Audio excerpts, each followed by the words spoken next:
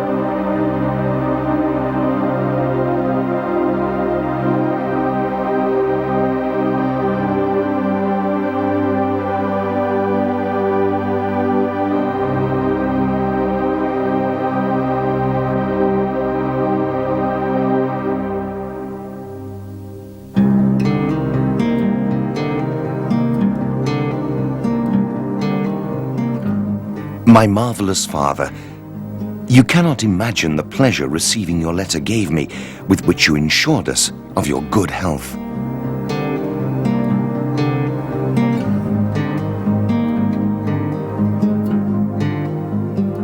Padre Pio is 14 years old when he writes this letter to his father, who is working overseas in America to ensure his family a decent standard of living. Here, at Pietrelcina, poverty was normal. Francesco Forgione, to call him by his proper name, was born on the 25th of May 1887. Conditions for the Forgione family are the same as those for many others here at Pietrelcina. His father and mother are simple people who already have a son, born before Francesco, have seen 2 children die, and later will have 3 daughters.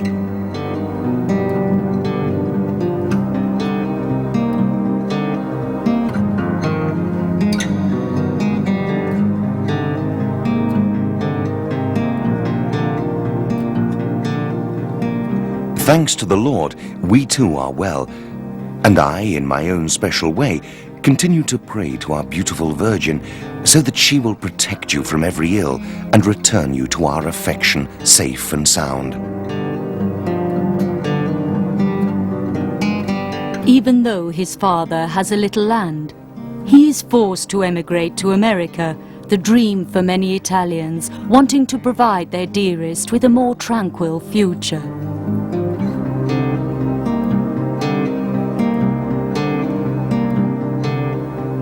At the age of 6, Francesco is already looking after a flock of sheep, but as he grows, so does his intention to study.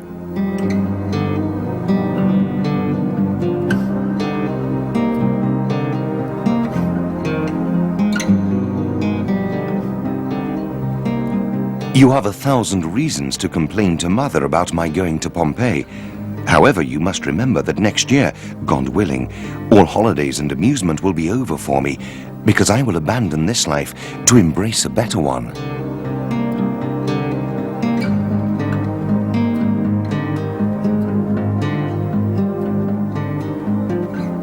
Francesco had a very clear idea when he wrote this to his father. His path and vocation are already clear to him. He has chosen to become a Capuchin friar. He has a great desire to mature, to study, and to pray, to dedicate his life to prayer.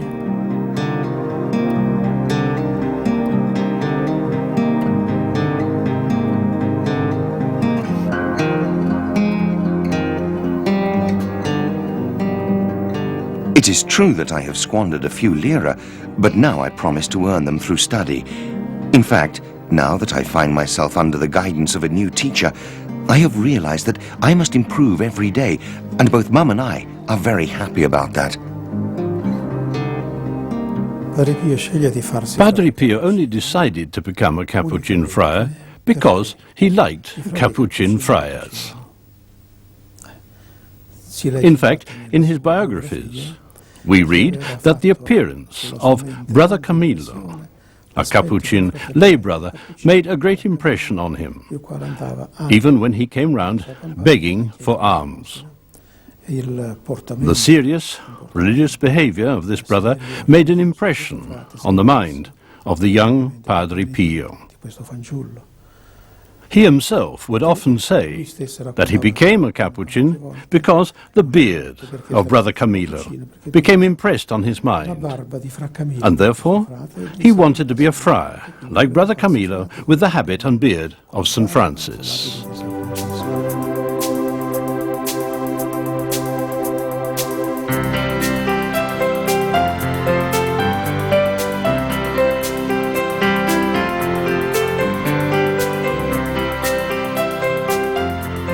And this is how the story of Padre Pio of Pietrelcina begins.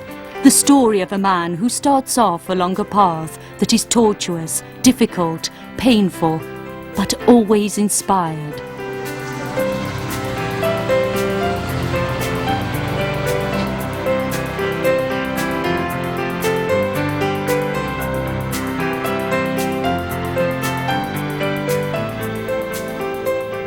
It is the 6th of January 1903 when Francesco Forgione knocks on the door of this monastery. Opening the door to him is Brother Camillo, the begging Capuchin that he had often seen as a child at Pietrelcina. The brother is not surprised. In fact, he remembers a promise that has now been kept. And where better can I serve you, O Lord, if not in the cloister and under the banner of our poor brother from Assisi?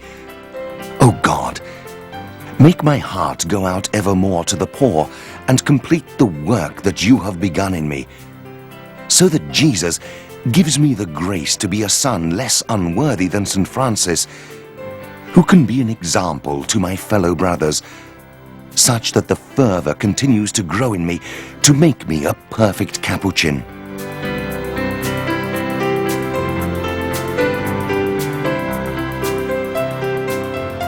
On the 22nd of January 1903, he dons the novice's habit of the Capuchin order, assuming the name of Brother Pio. Now study awaits him, and for this reason he must face moving to various monasteries throughout the province.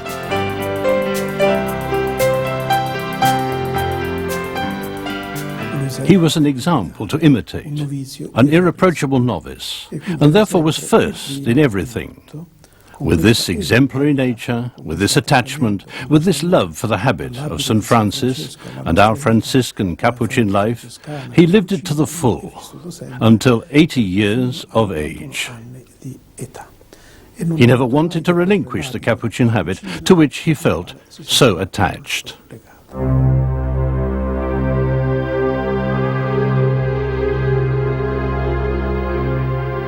By God's will, I continue to always feel ill at health. But that which torments me are the acute chest pains.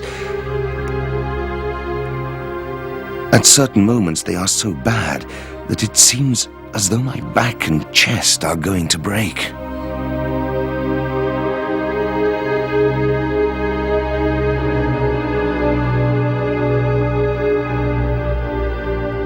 Padre Pio is very ill. He has to go home to his Pietrelcina, where he was born and grew up. There follows some years of suffering with tremendous physical and mental pain. Medicine does not help. The only true relief is provided by Jesus Christ. When Padre Pio was a priest at Pietrelcina, since my mother was the same age as he, When Padre Pio did his penance, what we call the discipline, on Friday, my mother would spy on him through the window. After a while, he realized it, and then closed the window of that room, the bedroom where the demons, as he called them in his letters, once tortured him for 7 hours and nearly beat the life out of him. My father, were it not for the war that the devil is waging within me, I would almost be in heaven. I find myself in the hands of the devil, who is trying to rip me from the arms of Jesus. My God, the war he is waging. But it doesn't matter. I will never tire of praying to Jesus.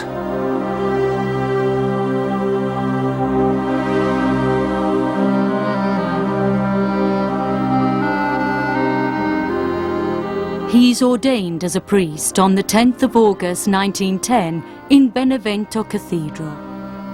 His stay at Pietrelcina continues. Together with the physical pain, the tormenting temptations and the visions.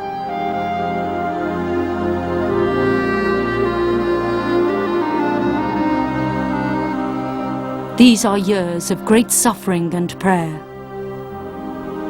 Then happens an event that shakes and to a certain extent characterizes his whole life.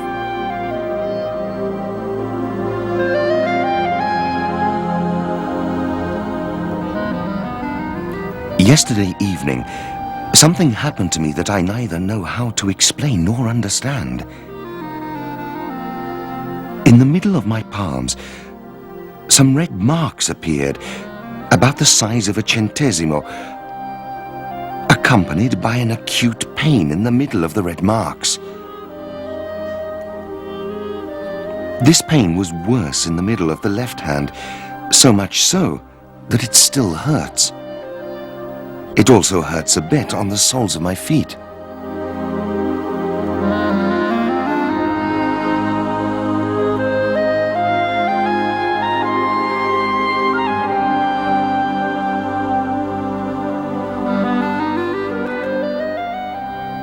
This phenomenon has now been recurring for almost a year, but it hasn't happened again for some time. Don't get angry if I talk about it for the first time now, because I have always been ashamed of it. If you only knew how much it has taken out of me to tell you.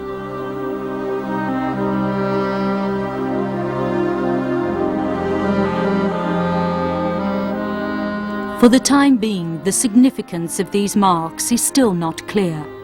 A few more years must pass before the unmistakable stigmata. I was still in bed on Friday morning when Jesus appeared. He showed me an enormous multitude of priests. The face of Jesus in distress filled me with pain, because I wanted to ask him why he was suffering so much. I have no answer. He moved away from the crowd of priests with a tremendous expression of disgust on his face, shouting, "Butchers!" And he turned to me and said, "My son, do not believe that my agony lasted 3 hours. No. For the sake of the souls blessed by me, I will be in agony until the end of the world."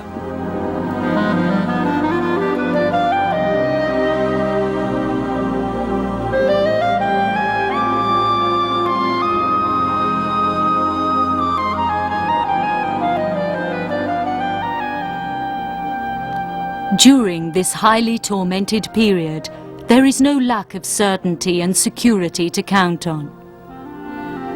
Mary is the great hope of Padre Pio, a point of reference on which he can depend, always.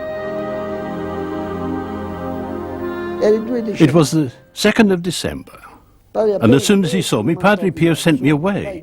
"Go, leave immediately for Pietrelcina. But Father, I wanted to stay by you a while. But he replied, do you know what day it is tomorrow? It is the day of Our Lady. If only I could come with you. How I long for Pietrelcina. How many times have I confided to this mother the heavy burden of my tormented heart? And how often has she comforted me? But what has been my gratitude? In my greatest afflictions, I seem to have an earthly mother no more, but instead one full of pity in the heavens. Poor mother, I know how much you love me.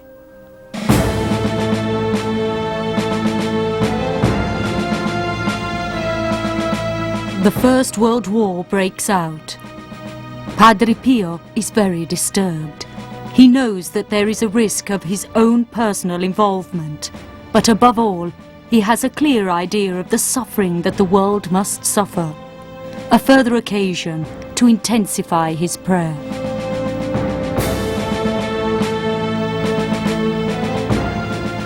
In the hours of sadness, raise your hearts high to God. From him will come calm and comfort in all its force. We pray with fervor, humility and perseverance. The Lord is a father, and among fathers the most tender and kind. He cannot avoid being moved when faced by his children when they turn to him. We know how to live the war this solemn hour. It must never defeat us.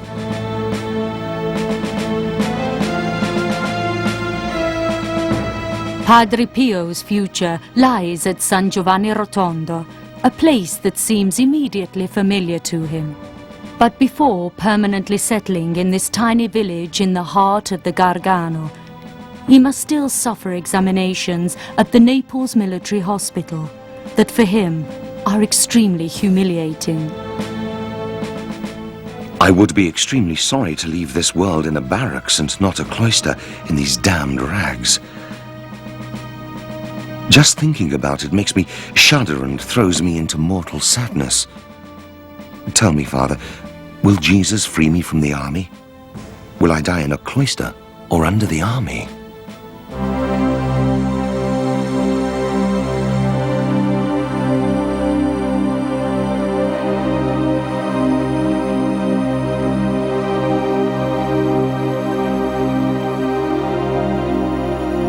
Having passed the risk of a direct involvement in the war, and after a brief period spent at Foggia, Padre Pio finally arrives at what will be his house for the rest of his life, the San Giovanni Rotondo Monastery. From this moment on, Padre Pio commits himself to intense spiritual work.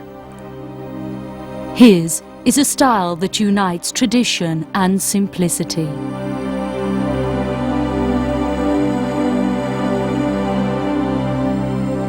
Glory to Jesus and to his goodness that knows how to unite even the mountains in a holy bond in front of him. Jesus, who shoulders the lost sheep that he has found with great difficulty. The Lord made me find in you a lost sheep that had wandered from its way. He made me hear his voice loud and clear, so that I would take this dear sheep and look after it, so that one day I could introduce it to the eternal feast.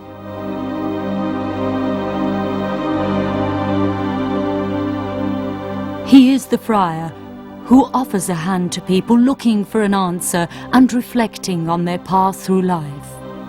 He is the friar who offers encouragement and faith. Have no fear. The Lord will not abandon you. You fear that you will lose yourself and that you've already lost God. And so you ask me where he is. He is in you, and you are in him. You are like a traveler who, locked in his cabin, neither sees the ship nor feels its rocking. He is alone with his fears, fearing to drown in the sea's abyss. But in truth, even though he doesn't see it, he is on the ship, and even though he thinks he is still, he is actually moving, covering many miles an hour.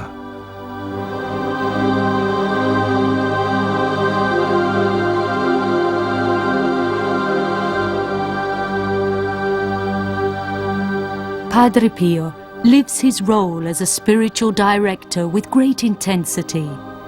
He points out all the delicacies involved with leading the spiritual path of an ever-increasing number of people. Work that involves sacrifice and that must be nourished by constant prayer. Oh, my girl, bitter is the thought of having to face God because of the sins one has made other people commit by giving them wrong advice. Oh, my girl, pray. Pray a lot for this together with the other souls, all of us united in one spirit in front of the Lord.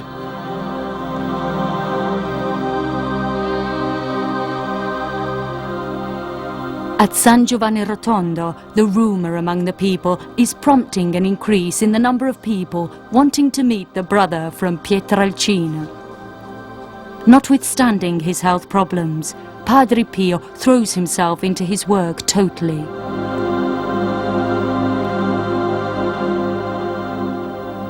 You have pitied me, even though I have let too much time pass before writing to you. I am so weighed down with work and illness that I don't know where my priorities lie. As you can see, Father, I really lack time. I spend most of the morning hearing confession, but let's bless the Lord, who helps me with his grace.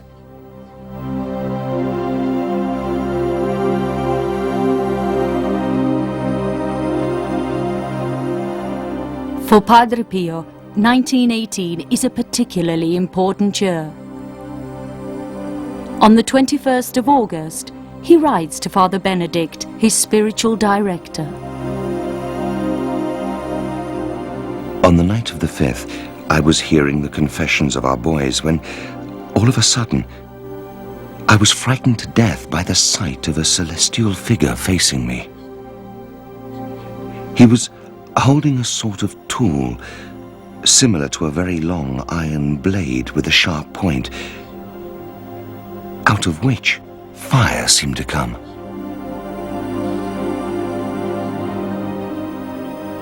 In the blink of an eye, I saw this figure and then witnessed him violently throwing the tool at my soul. I cried out weakly. I thought I was dying.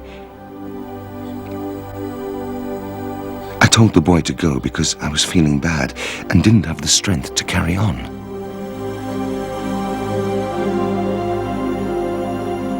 A month passes. It is the 20th of September. Padre Pio goes through the experience that will mark him for the rest of his life.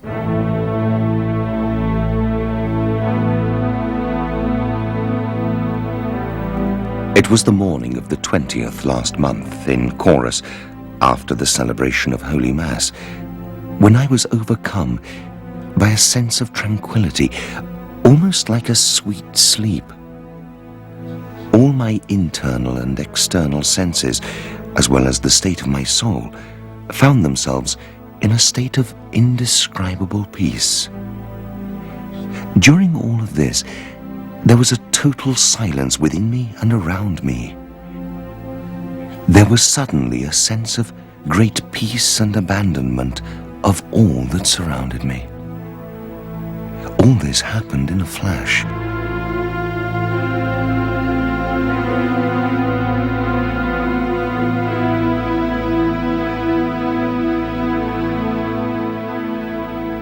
And while all this was happening, I saw a mysterious person in front of me, similar to that which I saw on the evening of the 5th of August, the only difference being that he had hands, feet, and chest dripping blood.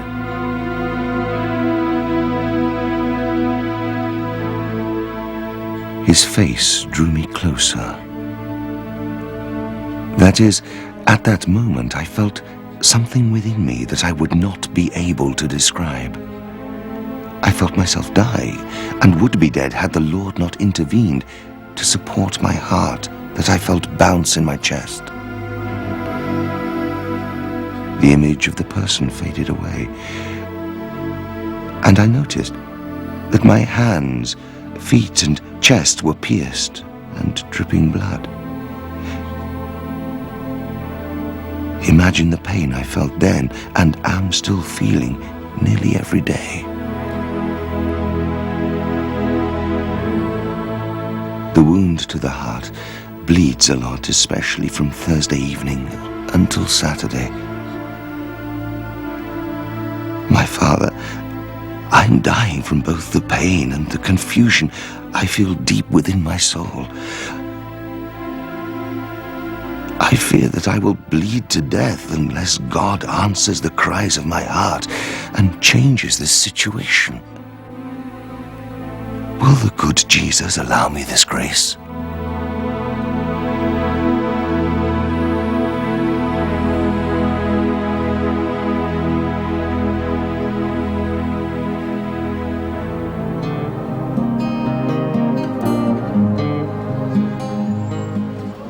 Within a short time, the appearance of the stigmata arouses people's attention.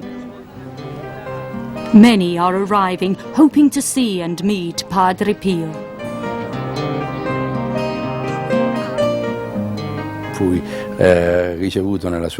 I was received in his little cell, and I got down on my knees, as I was advised to do by my friend. And Padre Pio was very rushed and hasty. And to tell the truth, he regarded me as just a piece of the scenery. The sentence that I remember is when asked by my friend, "This young fellow wants to know." Of course, they were speaking in the Foggiano dialect, because that's how you spoke to Padre Pio. If he should be a lawyer or an artist. Padre Pio replied, "Facesse che vuole. Let him do what he likes." I wasn't sure what he meant, and I'm still not sure even now. To me, do what he likes could mean that he didn't care what I did. Do what he likes, or do what he wants, to be an artist, which I did. I feel well, but I am very busy day and night with the hundreds and thousands of confessions that I hear every day. I haven't got a single moment's peace, but let's bless God who helps me in my work. I believe that it is right that Padre Pio is made a saint, because what a lot of people I know have said supports my opinion.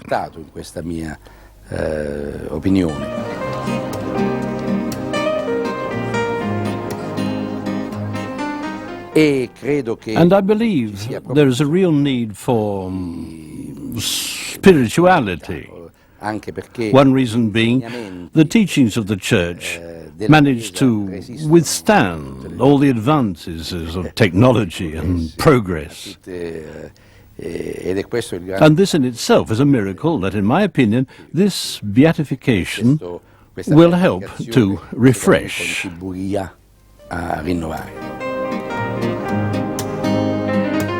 All my time is spent freeing my brothers from Satan's bonds. Blessed is God. There are some splendid conversions. Ask the provincial father to send many workers to the vineyards of our Lord. In fact, it is cruel to send hundreds and sometimes even thousands of souls away every day when they have come from afar away to have their sins removed and have been unable to confess for want of a priest.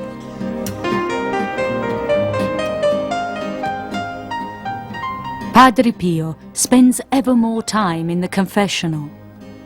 His method of meeting people in the sacrament of reconciliation is highly particular, and the faithful welcome it.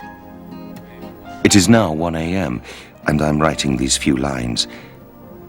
I've been working non-stop for 19 hours. Never mind. Padre Pio's confessional manner is always consistently faithful to the gospel, both when he is particularly brusque with people who are superficial or approach him out of curiosity, and when he is extremely affable with those who are sincere and certain about their path towards conviction. His is a true soul clinic to heal and give the strength to begin again.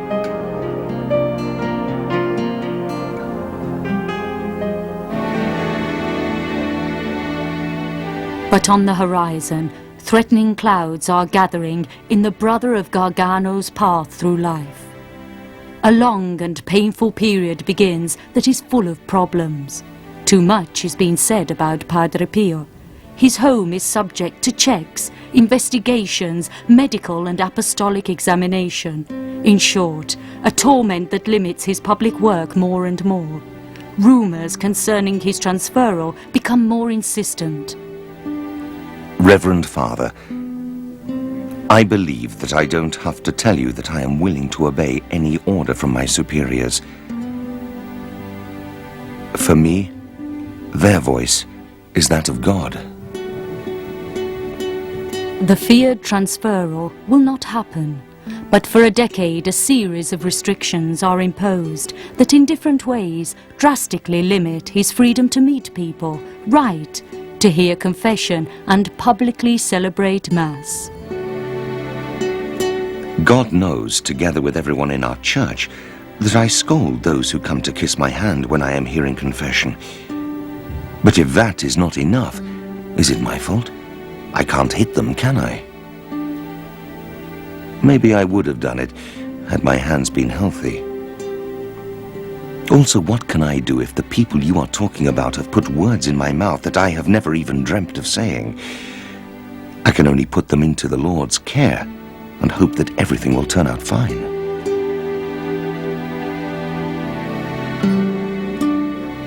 Padre Pio accepts the orders of his superiors and retires to his cloister, taking with him the precious gift of prayer, his true and constant source of nourishment. From his cell, he prays, and prays for the whole of humanity. Like Francis of Assisi, he lives the wounds of Calvary daily. He obeys in silence and in communion with his fellow brothers.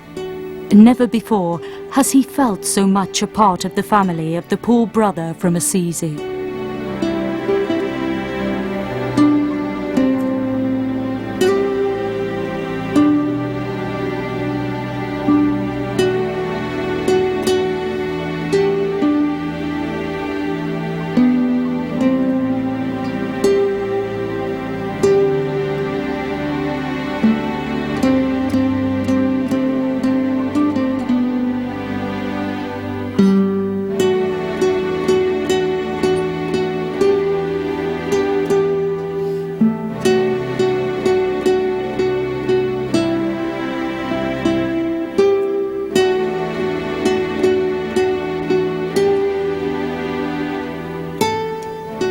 The cloister is a bit like his own little Assisi. The cell and the small chapel are his porziuncola. These places were very dear to him, as he remembers to one of his spiritual daughters. I hope there will soon be a day when you will experience the heavenly joy of coming to Assisi, the Franciscan city, a talking reminder of the great love and endless charity of St. Francis.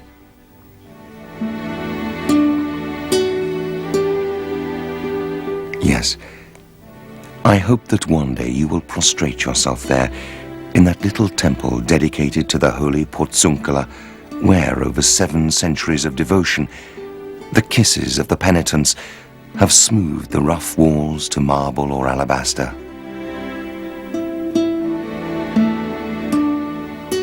The heart of the faithful pilgrim beats fast while he stops here to pray with ardor. Each brick could recall the story of thousands and thousands of souls who, by confiding and freeing themselves, have rested their heads among the pain of life.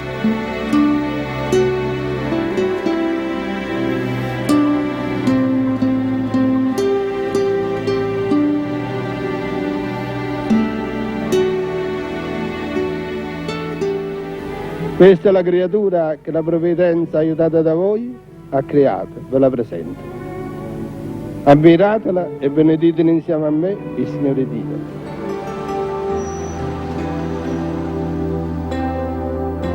A man who suffers physically and who prays cannot be unaware of the suffering of humanity. The prayer of Padre Pio is a charity that translates into an extraordinary monument for all those who live through the pain of illness. The house of relief for those in suffering. After 1,000 difficulties, his great dream comes true. And this is how he addresses the doctors on the day of the hospital's inauguration. You have the mission of curing the sick. But if you do not take love to the beds of the sick, I believe that medicine is of little use. I have experience of this when my doctor, treating me, gave me a word of comfort above all else. Love can't work without words. How can you express this other than with words that raise the sick spiritually? Take God to the sick. It is worth more than any other cure.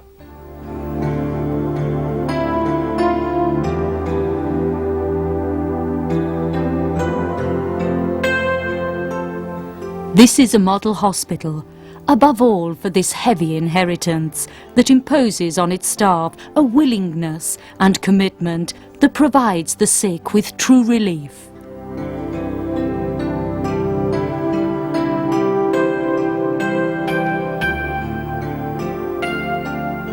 I always pray for the sick. The best comfort now is that which comes from prayer. Please tell me that I talk to God about them more than I talk to them directly. Every day, I'll say a rosary for all the sick.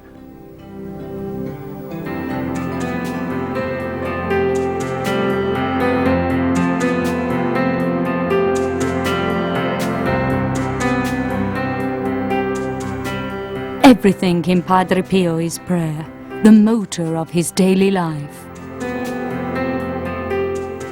As soon as I start praying, I feel as though my heart were invaded by a flame of living love. And I feel as if my head were filled with such peace and calm that I cannot explain it in words.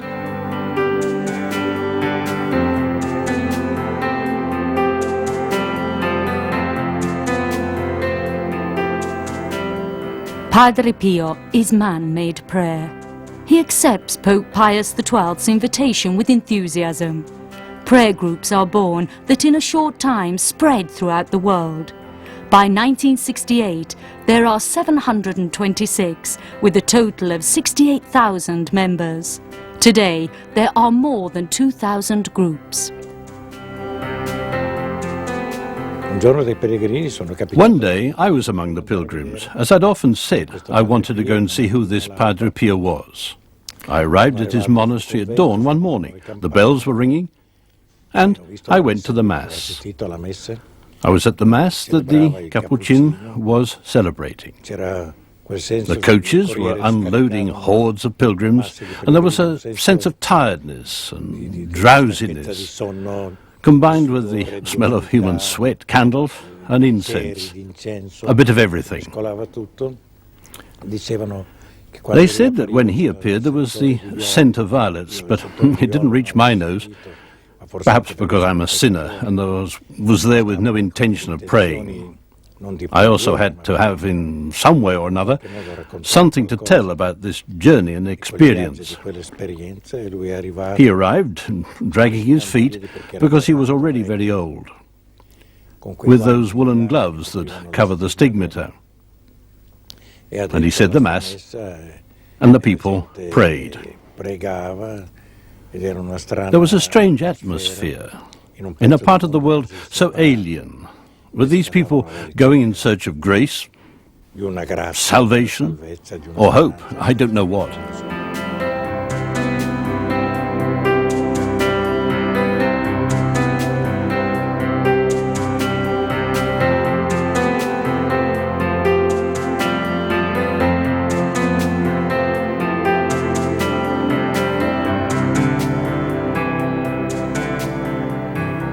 a friar with a strong character, who could sometimes seem arrogant, who believed in God with a humble simplicity, who had spent his whole life in the tiny world of a monastery in the south of Italy, who believed in prayer and the constant presence of God in everything human, and who gave encouragement to many desperate people and a bit of light to those living in darkness.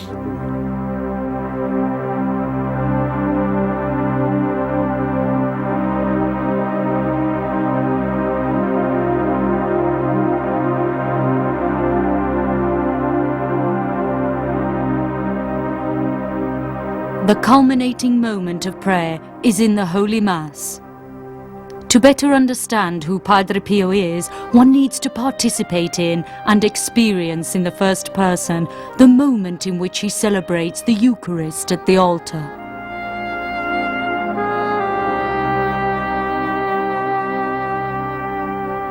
With the Mass over, I stayed a bit longer to thank Jesus. My talk with God was so suave that morning, so much so that I couldn't express it, even if I wanted to. Please let me say that Jesus' head and mine became one. It wasn't two hearts beating, just one.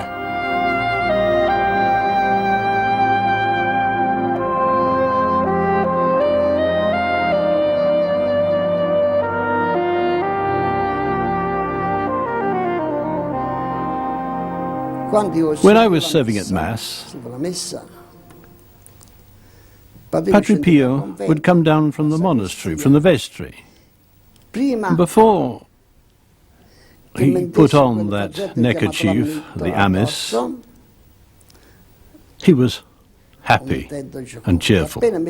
As soon as the amice was on, he was a man of pain, transformed, pale, emaciated, saying the words, "My God, my God."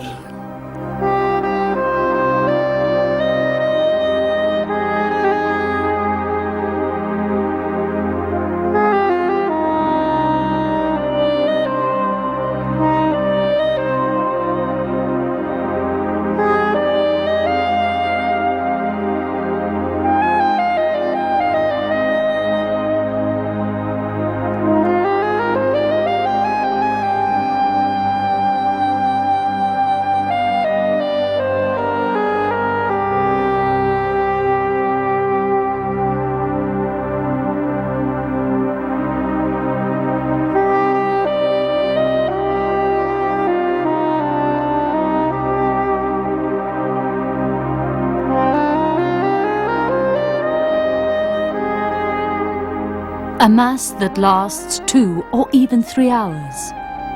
For many years, celebrated at 4 o'clock in the morning with the people that crowd to find a space in the church. One has the knowledge that something is happening at the altar that attracts the attention and meditation of everyone.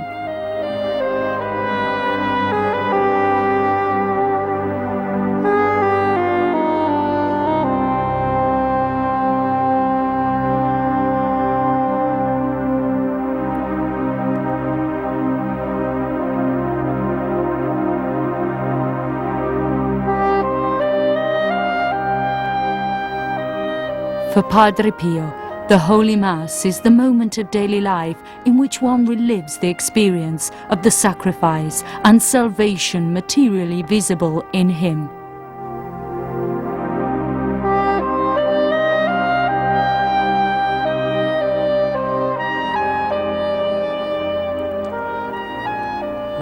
I met Padre Pio maybe 3 times on various occasions. I don't remember, when I had to come to Foggia or the surrounding area for political reasons, for lectures on themes that were relevant to the Catholic world. Once I arrived in the evening, to be ready for the lecture the day after, and I found people who said, "We've already organized everything. You go to the hotel now, but at 3:30 in the morning we'll call you." My first impression was not very good, I must say. Why couldn't those people just worry about their own things? Why do they have to wake me up to go and see Padre Pio? This person that they say meets people and sees inside them. More than once, speaking about him to my public, I would say, I used to cover myself with my overcoat, almost as if this would protect me from prying eyes. After the very long and meditative Mass, celebrated by a friar, you would get to see him. I'm not a sentimental man and have difficulty expressing emotions, so I was just looking at the people and their deep concentration.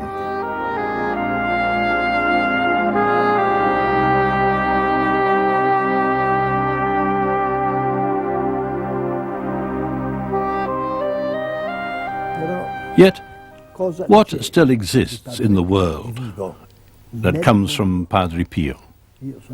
A few months ago, I was in Australia, and there are prayer groups.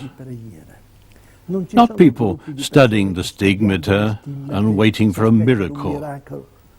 They are prayer groups. Like the stigmata of Padre Pio left to humanity.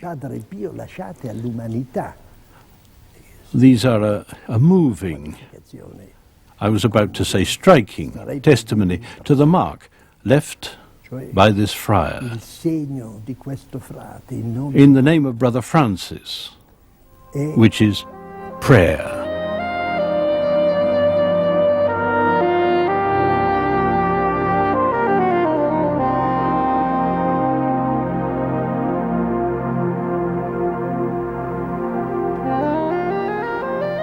I think that these are the most beautiful signs of the message of Brother Francis. Over the centuries, the host of Franciscan saints who have followed him have continued to tell people that his message is always relevant, and in fact is so, even as I speak. It just means having the grace not to waste it, but to accept it.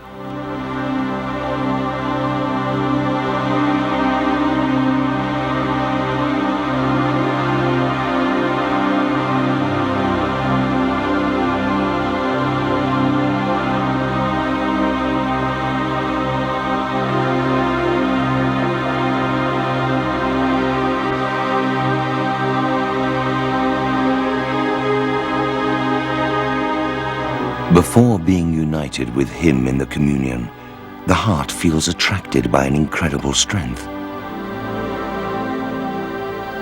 Before the communion, I nearly die of hunger and thirst.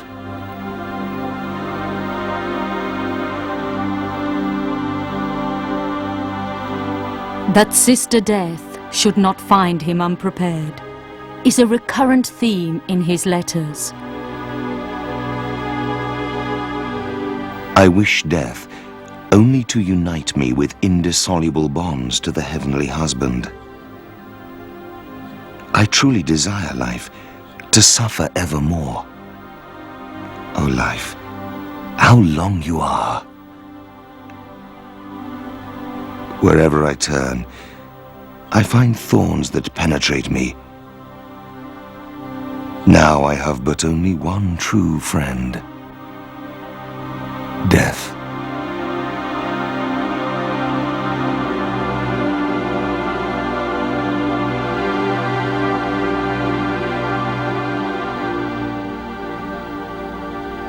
In his cell, on the 21st of September 1968, Padre Pio tells his fellow brothers and doctor, It's over. It's over.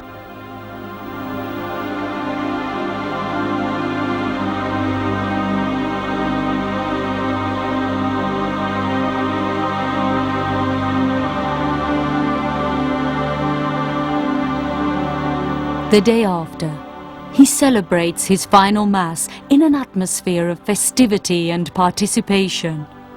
His prayer groups are all gathered at San Giovanni Rotondo.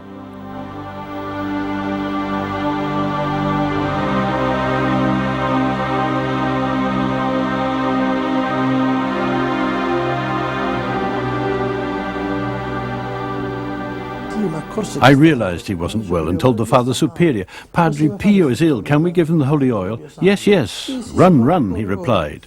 I went to get the holy oil and said, "But who's going to give it to him?" "Not me, I've never done it," said the Father Superior, together with the other old friar. "I'll do it," I said. "Yes, yes, you do it, I know how to," I said. "I've done it many times at Foggia." And so, while the doctors stood around Padre Pio, doing whatever was necessary, giving him oxygen, etc., I administered the holy oil, the last rites to Padre Pio. He dies in the armchair in his cell at 2:30 on the 23rd of September 1968. The painful wounds on his feet, hands and chest are no more. There is no trace of his 50-year martyrdom, the source of such suffering, love, and immeasurable faith.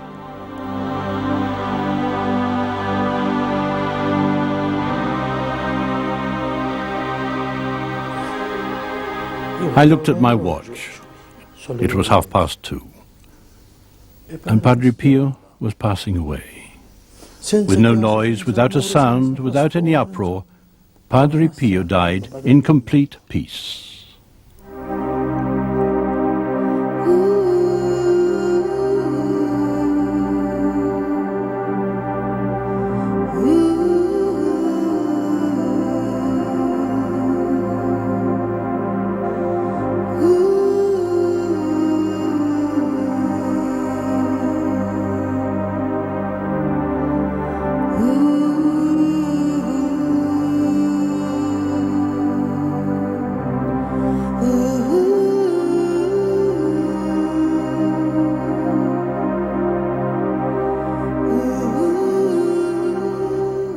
See what fame he had, how many crowds he drew from all over the world. But why? Perhaps because he was a philosopher, because he was a sage, because he had the means at his disposal, because he said the Mass with humility, heard confessions from morning to evening, and because, how shall I say, he represented our Lord through the imprint of his stigmata.